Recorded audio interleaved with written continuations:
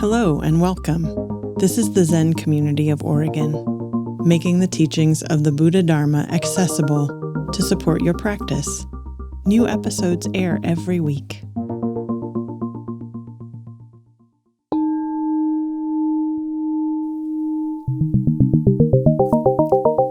This talk is called A Hug from the Ancestors. Yunmen taught, everyone has a light inside. When you're looking for it, you can't see. It's dark, dark, hidden. What is this light that everybody has? He answered himself saying, the kitchen pantry, the entrance gate. Then he said, it's better to have nothing than something good. Getting practiced at having nothing. So a few months ago, I awoke from a dream where Chosen Roshi reached out her arms and gave me a hug. It was a simple gesture, though not a common experience in real life. While I've experienced intimacy in so many forms with my teacher, physical touch isn't really part of Zen training, which, there's a beauty to that. And I think we're really tasting part of that beauty during this Sesshin, that we can know intimacy. Intimacy is quite a loaded word outside of the Zen context. We think of intimate relationships, physical touch, romance. And here we're getting to experience intimacy with other people without making eye contact, without touching. We can feel perhaps an embrace, and people have shared this, an embrace from the ancestors, from Kuan Yin, across time and space. We can feel the support of the other people in the Zendo, feeling their presence without even seeing them. Can feel the support of the forest and the earth, of all the ancestors.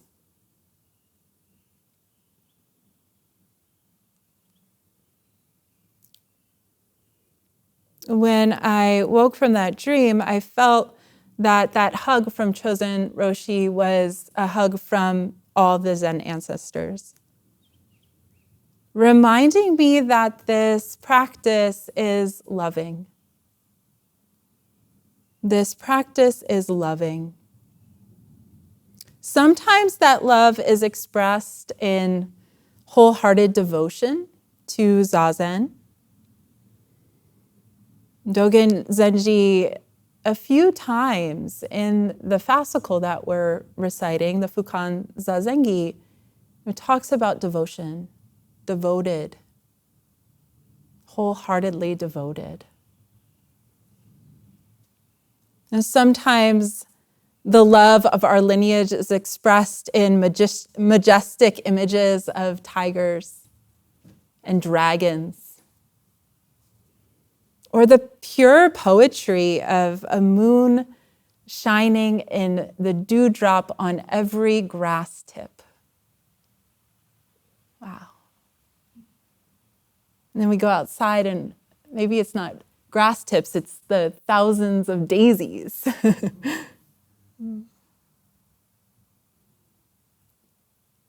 Or love expressed in our lineage by a commitment to following the Sesshin schedule. Just showing up. Minute after minute, hour after hour.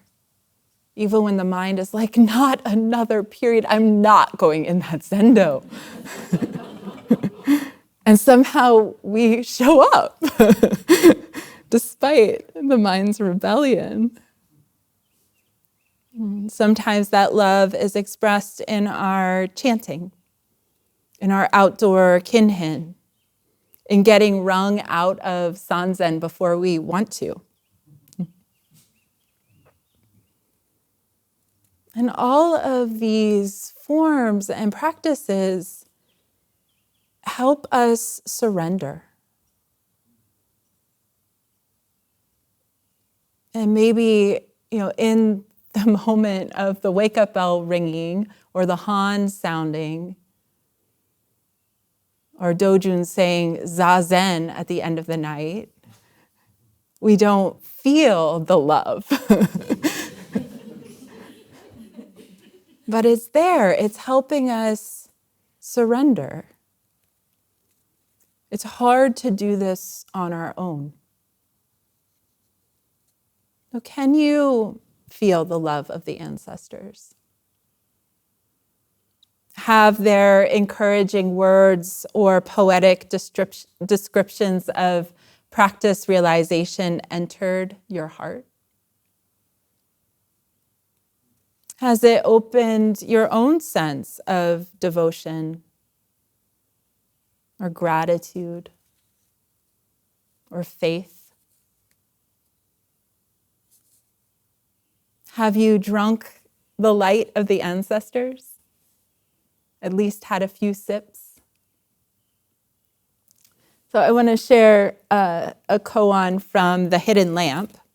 This is case 11 from The Hidden Lamp, which is stories from 25 centuries of awakened women. This is called The Old Woman's Enlightenment, from the 18th century Japan. An old woman went to hear Master Hakuin give a lecture. So Hakuin Zenji is the author of the Song of Zazen, the chant that we're doing at the evening chant before dinner. And you'll recognize that what he says in this lecture is similar to what he's saying in the Song of Zazen. So he said in the lecture, your mind is the pure land. Your mind is the pure land, and your body is Buddha. He says that in the Song of Zazen too. Your mind is the pure land, and your body is Buddha.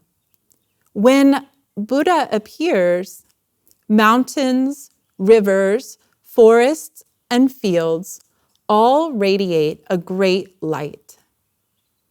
If you want to understand, look into your own heart. If you want to understand, look into your own heart. Where is this heart? The old woman pondered Hakuin's words day and night, waking and sleeping. So she is not a monastic. A lot of Hakuin Zenji's students were lay practitioners. So they would go to his lecture or teisho, we would call that teisho, and hear the Dharma, and they all had relationships with him, like Sanzen. So she went home and she's pondering this teaching from Hakuin Zenji. And then one day, as she was washing a pot after breakfast, a great light flashed through her mind. She dropped the pot and ran to tell Hakuin. She said, the Buddha filled my whole body. Mountains, rivers, forests, and fields are all shining with light. How wonderful. And she danced for joy. Your dancing and songs are the voice of the Dharma. It's another part of the Song of Zazen. And then Hakuin responds to her and he says, what are you talking about? Does the light shine up your asshole?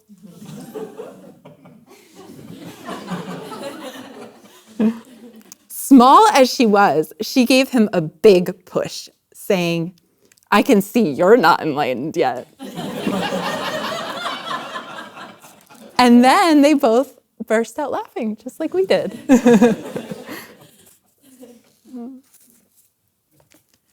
So even though Zen can seem so serious and austere, there's also a lightness. And I think we've been feeling that these last 24 hours. There's a lightness, a playfulness. There's dancing, there's songs, there's walking like this at Kinhin. I love when the wind blows and my robes become like wings.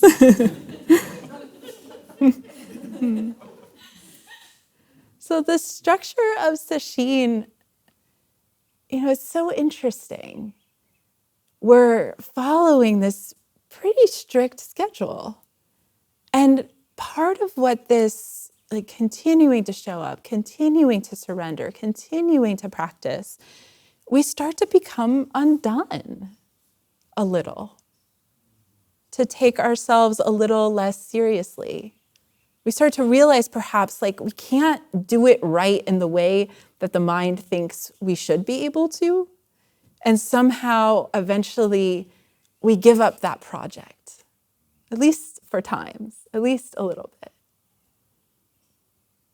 Maybe it's the exhaustion, maybe it's the hours just turning toward presence, even when the mind is still active. That allows the heart-mind to open and shine brighter. And I think everyone's tasted self-consciousness dropping away a little bit, at least at times. Or the parts of us that want to maintain control, easing up a bit. Our strategies just don't work after hours and hours and hours of sitting. The old strategies that try to maintain control, try to have people perceive us a particular way. And perhaps you're noticing this giving up. Sometimes I get up from Zazen and I just don't have any idea what time of day it is, what day of Sesshin, what we're supposed to do next. I used to, when I was Shuso, so we would have this instruction that slowly throughout the retreat, you say less. But then I would remember, I would look out at the group and nobody would know what to do. And so I'd be like, Kinhin. Yeah, just Kinhin.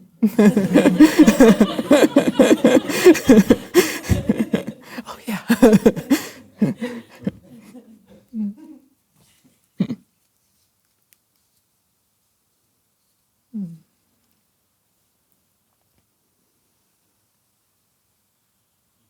And though we might not see it, part of this loosening of the control, loosening of the grip of trying to hold ourselves together, our original light is shining through our faces.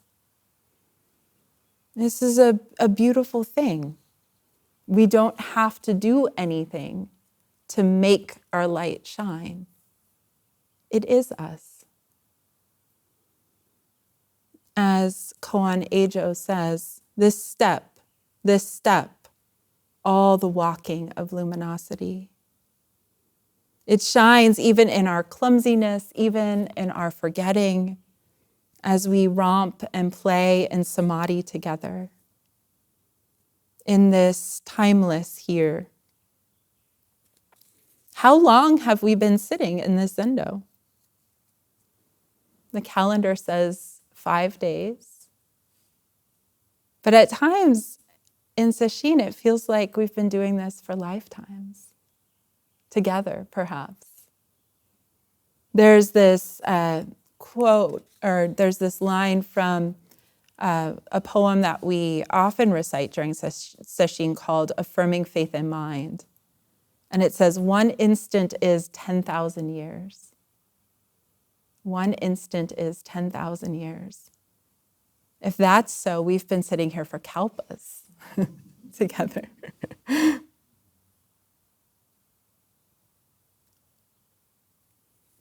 I wonder if the ancestors thought about us as they engaged their zazen.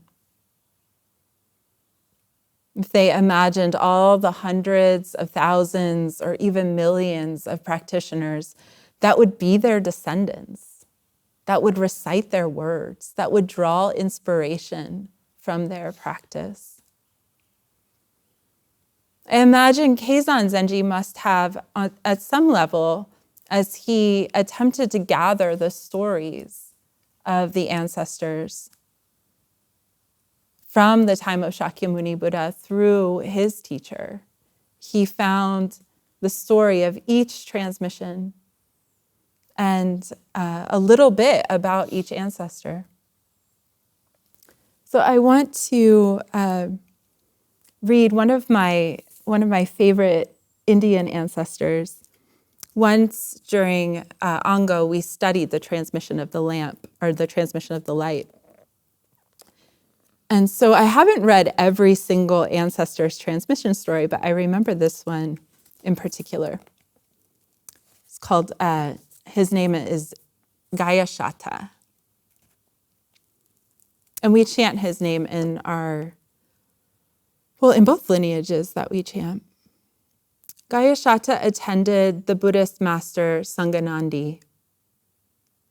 Once, when they heard the sound of the wind blowing in the chimes in the hall, Sanganandi asked Gayashata, "Is it the chimes ringing or the wind ringing?"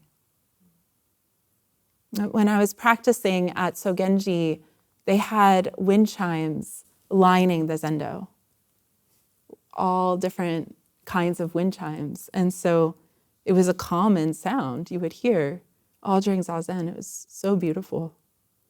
Is it the chimes ringing or the wind ringing?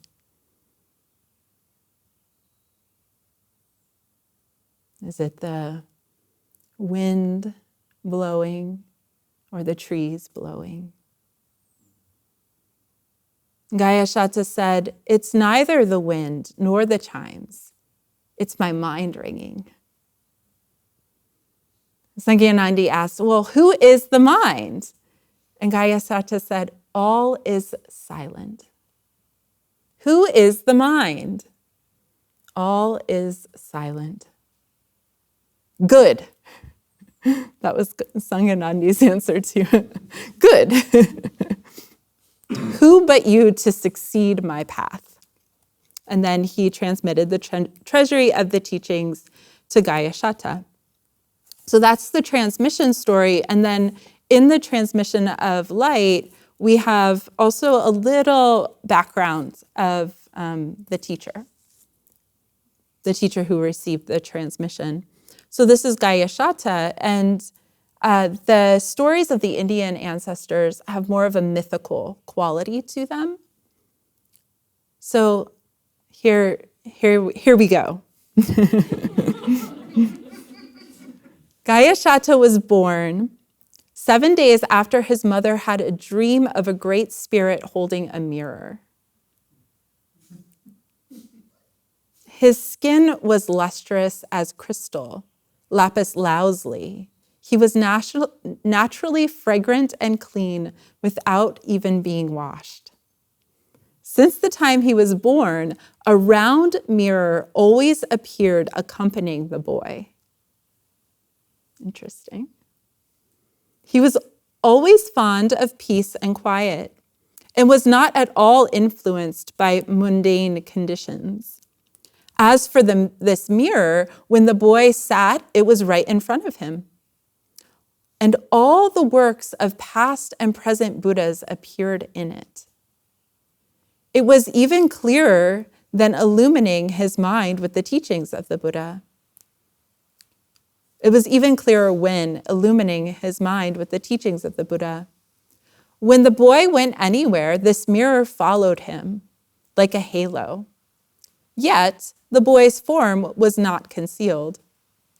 When the boy lay down, the mirror covered the bed like a celestial canopy. The mirror followed him, whatever he did. Imagine that. Now, when Sanganandi was traveling around teaching, he came to the land where Gayashata lived. A cool breeze suddenly came over his group, and their minds and bodies were extraordinarily delighted, although they didn't know why. Sangyanandi said, "This is the breeze of enlightened virtue. A sage will appear in the world and inherit the lamp of the masters." So that's also common in the Indian ancestor stories, that there's some premonition of, my successor is here. Having said this, Sangyanandi used his supernormal powers to take his group over the mountains and valleys. In a short time, they reached the base of a peak. And he said to the group, "On the summit of this peak, there is a canopy of purple clouds. There must be a sage living here." Then they wandered around for a long time. Finally, they saw a mountain hut where a boy holding a round mirror came up to Sangyanandi. Sangyanandi asked him, "How old are you?" He answered, 100 years old. 1 instant is 10,000 years. Sangyanandi said, "You're still a child. Why do you say you're 100 years old?" The boy said, "I don't understand the reason. I'm just 100 years old." That's all. Okay. Then Sangyanandi said, "What does the thing in your hands represent?" The boy said, "The great round mirror of the Buddhas, flawless and unclouded inside and out. 2 people both can see, their minds and eyes alike." When his parents heard this, they let the boy leave home. Master Sangyanandi brought him back to his place, gave him the precepts, and named him Gayashata. The round mirror suddenly disappeared when the boy ordained.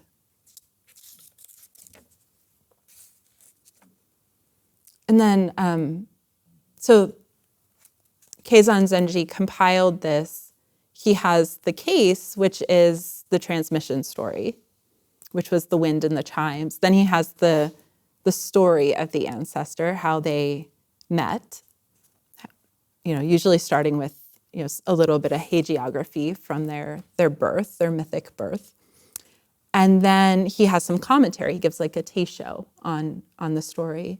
And what he says is, actually, everyone's light is just like this round mirror, without flaw or obscurity, inside and outside.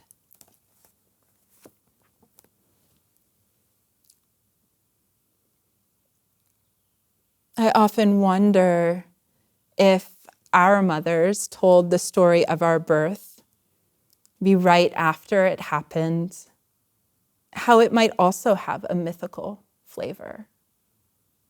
Birth is mythical. Yeah, it's also a lot of things. Yeah, transformative for the person giving birth. Birth and childhood are mythic. I mean, life is mythic.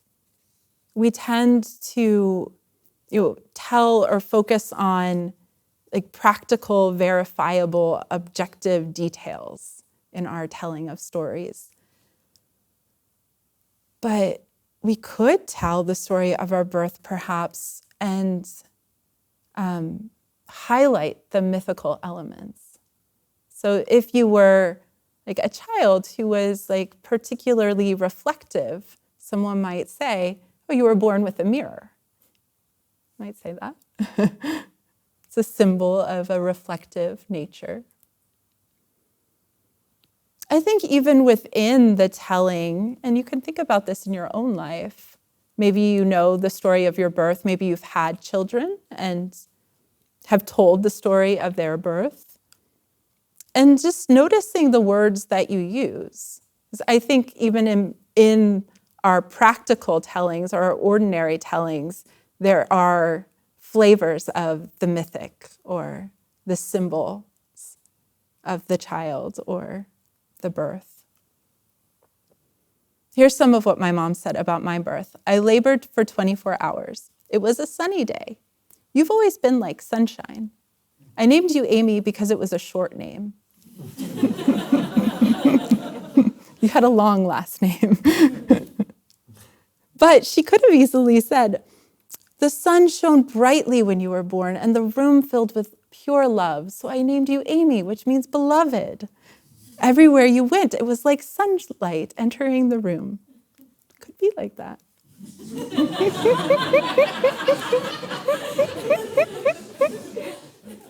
Maybe you have your own version. It's interesting when people start practicing, we often ask them to reflect on when did you first enter the path? And so some people go all the way back to their birth or before their birth and find the threads of their spiritual life. And a lot of people, when they start practicing, start to have memories of, like, oh, I knew this when I was a child.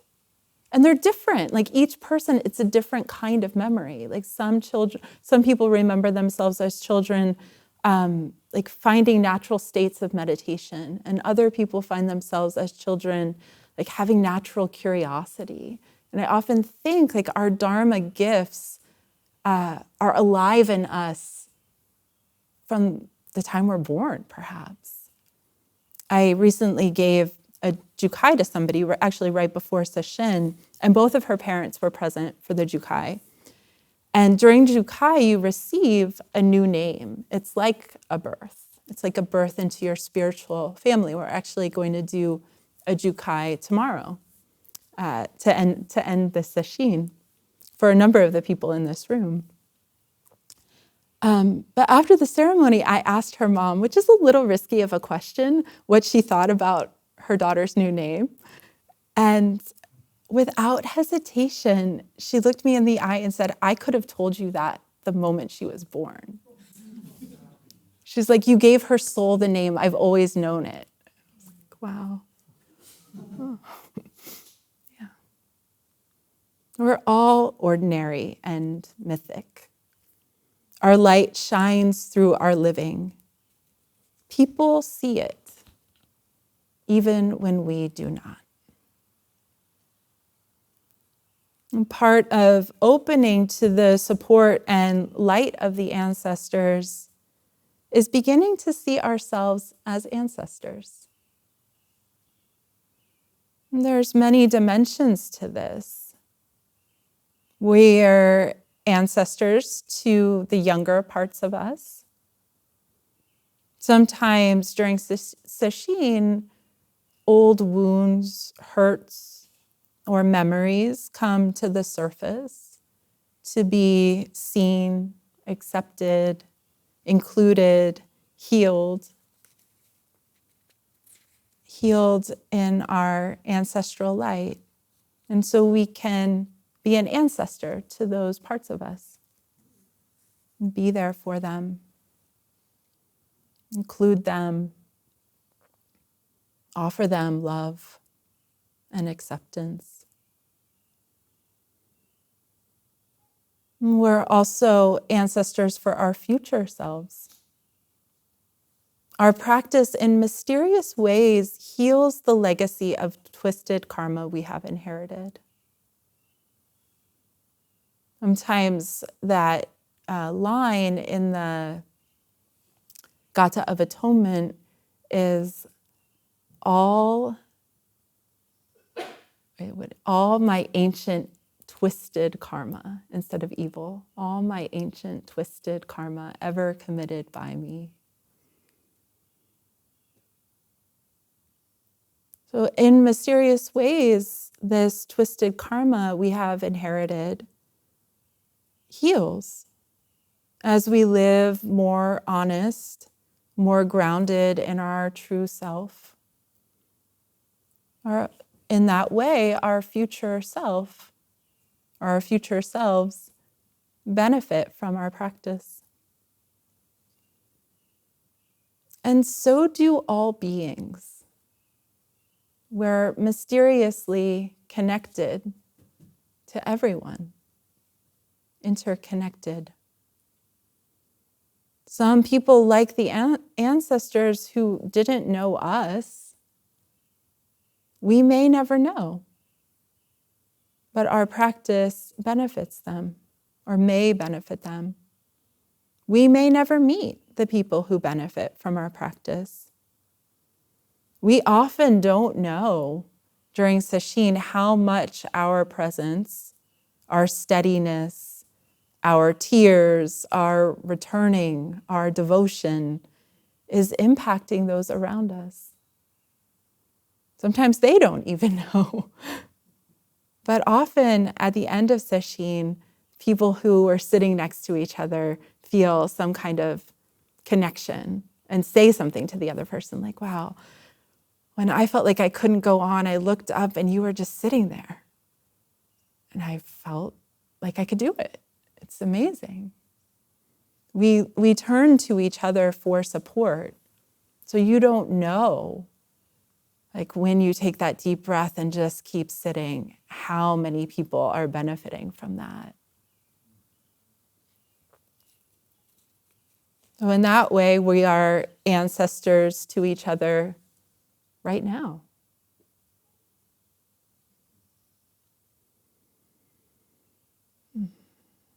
Mysteriously, all time is right here. The Zen ancestors are alive right here. In the forms of Sesshin, in our bows, in our humble zazen, in their words that we chant and recite. Could they have imagined that we would drink the light of their words?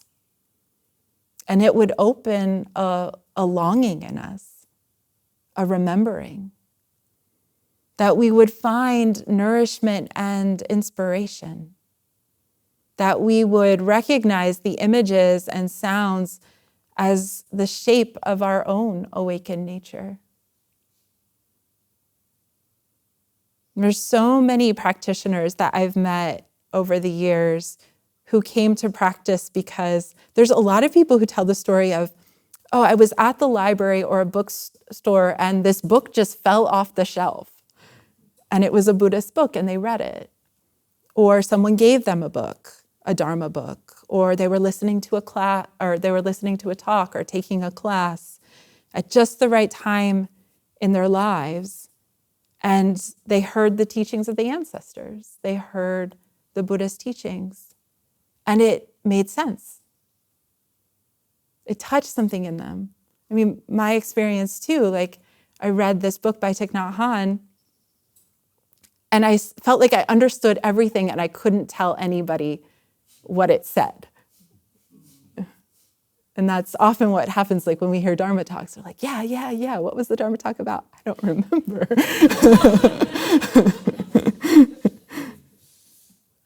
But it's like, it's resonating something.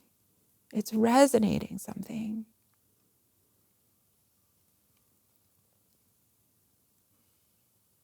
It touches something that we know or have known, something so familiar, something that we can almost taste right now. And while it simultaneously doesn't make sense, we understand it. And it can touch something of a longing. Like we long to return to like reach into that part that remembers, that is familiar with what those words are pointing to, that knows them not just as pointing, but like the truth of them.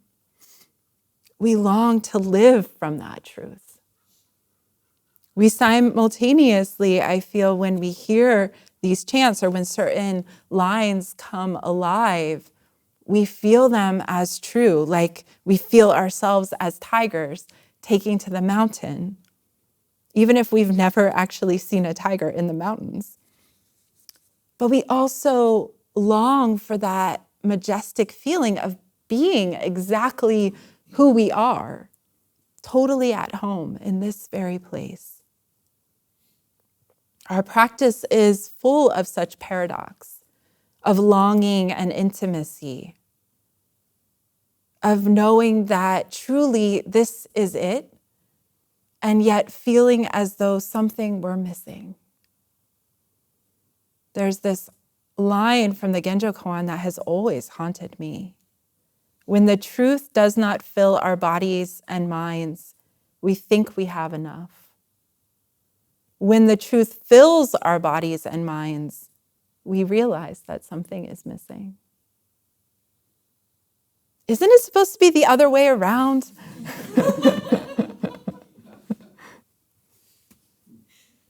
Sometimes we turn away from our longing.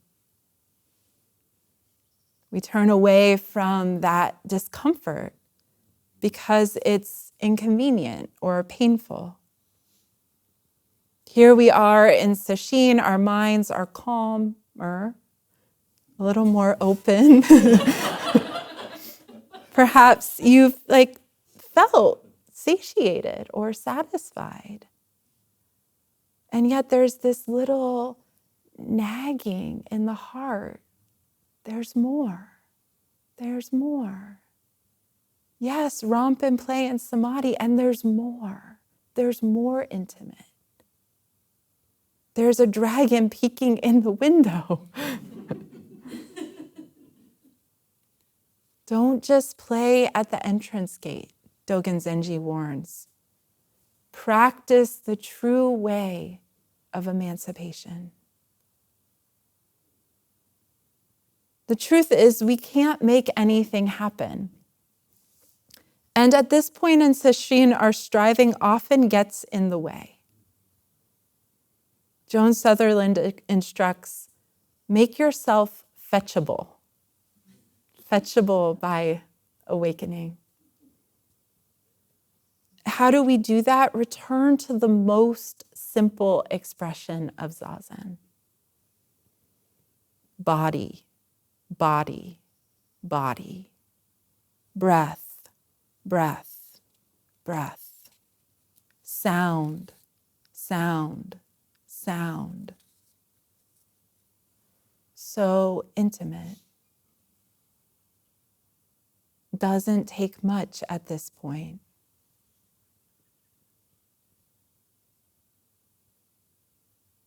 You may find that some of the lines from the chants are ringing truer or clearer as we deepen in this sesshin. Throughout my practice life, Hongzhi's cultivating the empty field has been a source of inspiration in a way that I would describe as both invoking longing and recognition. Hongzhi lived at Tiantong Monastery 2 generations before Dogen Zenji's teacher, Tiantong Rujing. Hongzhi became intimate with the mountain where he lived. Oftentimes, the teachers in Zen are named after the mountain that they lived on, where their temple was. Kind of intimacy.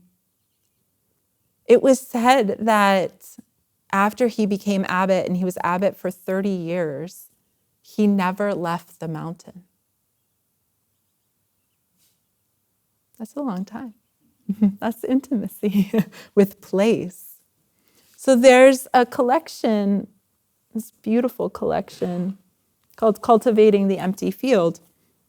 That's a collection of his practice instructions that he would do. They're short expressions of Dharma teachings that he would do in the zendo while people are practicing.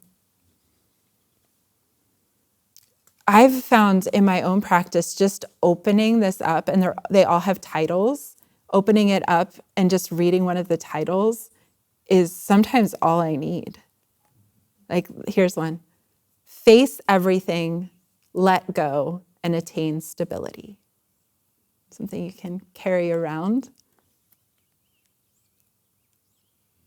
Self and other the same. Sit empty of worldly anxiety. Spectacular images of clouds and dragons. Return to the source and serve the ancestors. Just like, they're all great. Okay, but I'm going to read a couple of the practice instructions. And just like we do with the chants, take in the words and notice if there are lines that you feel some recognition, some familiarity. They're speaking your language. This one's called All Beings Are Your Ancestors. Fully appreciate the emptiness or openness of all dharmas. Then all minds are free and all dusts evaporate in the original brilliance shining everywhere. Transforming according to circumstances, meet all beings as your ancestors. Subtly illuminate all conditions, magnanimous beyond all duality. Clear and desireless, the wind in the pines and the moon in the water are content in their elements. Without minds interacting, wind and pines or moon and water do not impede one another. Essentially, you exist inside openness and have the capacity to respond outwardly without being annoyed. Like spring blossoming, like a mirror reflecting forms. Amid all the noise, spontaneously emerge transcendent. You have the capacity to respond outwardly without being annoyed. He's definitely talking to monastics. Like spring blossoming, like a mirror reflecting forms. Clear and desireless, the wind in the pines, the moon in the water are content in their elements. Meet all beings as your ancestors. Meet all beings as your ancestors. I could spend the rest of Sesshin just reading this book to you. I'm going to read one more. This is one of my favorite ones. It comes to me a lot. Non-interference in the matter of oneness. Oh, I want to share one thing before I share this. So this Hongzhi is an important teacher in our lineage, although he's not directly in our lineage. Like I said, he practiced at the same monastery where Dogen Zenji practiced 3 generations later. But he actually wasn't the teacher who transmitted to the teacher that was Dogen Zenji's teacher. There are a lot of teachers who were at that monastery. It was a large monastery. But Chosen and Hogen really have a love and appreciation for Hongzhi. And I feel like Hongzhi's flavor is very much a flavor of the Zen community of Oregon. We have, since the time I moved to the monastery, which was like 15 years ago, I don't know if you're still doing it, I imagine you are. Every evening during the regular schedule, we chant a chant from Hongzhi, either the Guidepost for Silent Illumination or the Hall of Pure Bliss. And that's just been going and going and going. Chosen told me, so she has a deep love for these practice instructions as well, and she told me to memorize the ones that I resonate with, and she has a few of these memorized. I don't, but I have some other teachings memorized. I never memorized any of Hongzhi's. Maybe that is to come. The matter of oneness cannot be learned at all. The matter of oneness cannot be learned at all. The essence is to empty and open out body and mind, as expansive as the great openness of space. Naturally, in the entire territory, all is satisfied. This strong spirit cannot be deterred. In event after event, It cannot be confused. The moon accompanies the flowing water. The rain pursues the drifting clouds. Settled, without a grasping mind, such intensity may be accomplished. Only do not let yourself interfere with things, and certainly nothing will interfere with you. Body and mind are one suchness. Outside this body, there is nothing else. The same substance and the same function, one nature and one form. All faculties and all object dusts are instantly transcendent. So it is said, the sage is without self, and yet nothing is not himself.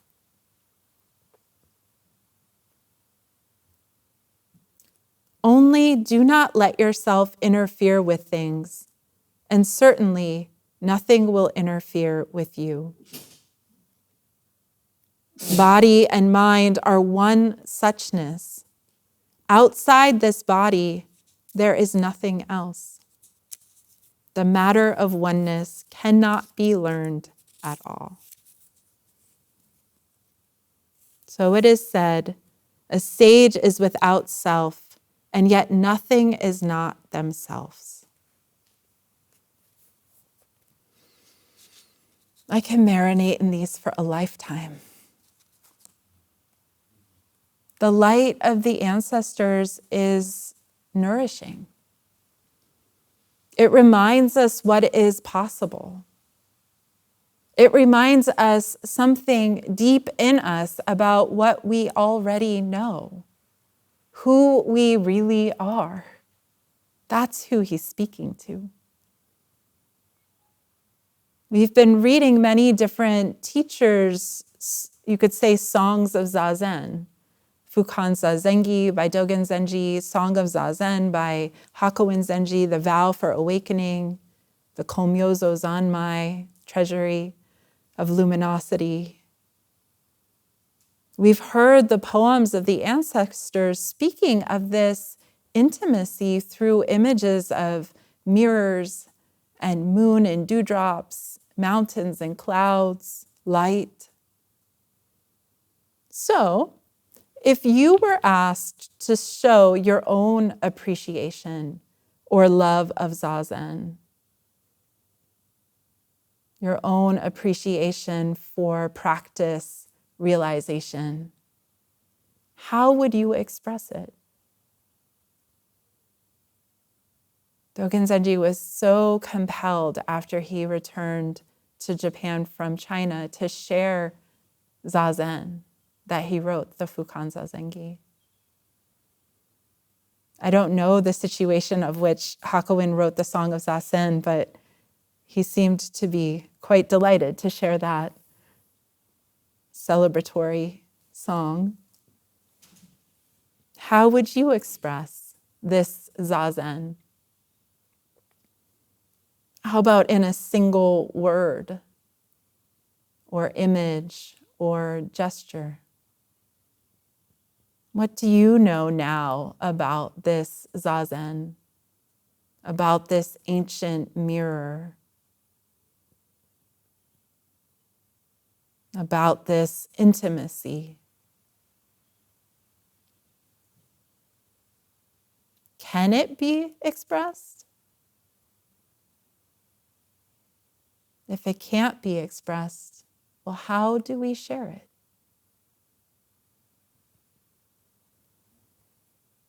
So that's something you could bring to Sanzen.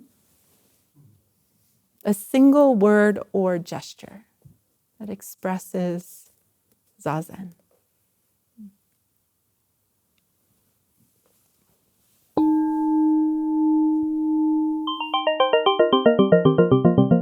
Thank you for listening to the Zen Community of Oregon podcast, and thank you for your practice. New episodes air every week. Please consider making a donation at zendust.org. Your support supports us.